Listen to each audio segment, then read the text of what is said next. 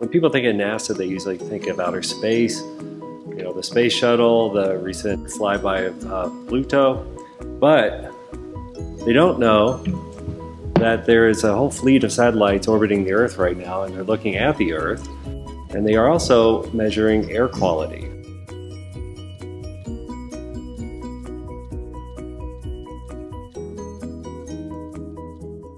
Well, ground-based measurements are really the gold standard. They measure what's in the air, where we're breathing it. But the problem is we only have measurements from ground-based monitors where a monitor is placed. And that means that there's often wide areas of the country and much of the world where we have no information from ground-based measurements.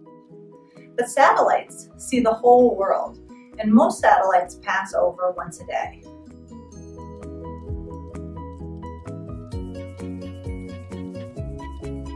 The observations from satellites, these are becoming very important tools for us on the domestic front to understand and account for global influences on U.S. air quality, and on the international front to motivate and enable emission reductions of sources of air pollution in other countries. I think it's imagery like this that help not only scientists, but has helped decision makers start to think about and understand air pollution as a global phenomenon. Air quality has been improving dramatically in the United States, and one way that we can document that is from decade-long satellite instruments.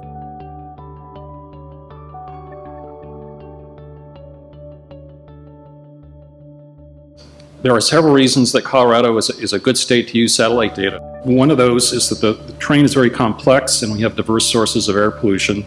The terrain tends to segregate the state into distinct airsheds.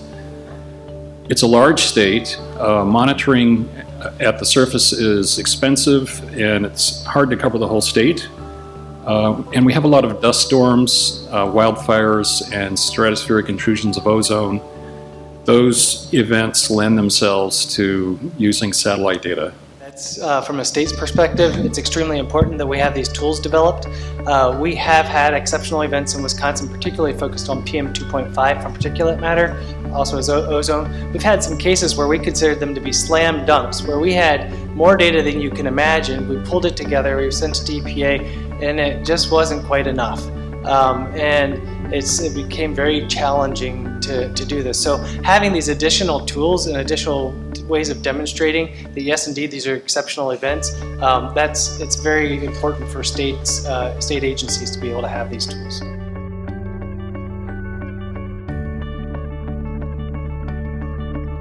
Right now, the satellites that we have in space that are looking at air quality are polar orbiting. In the future, there are a series of missions that are being planned, all of which will be geostationary. That you'll actually be able to compare information over North America, over Europe, over East Asia. And that's a pretty exciting opportunity.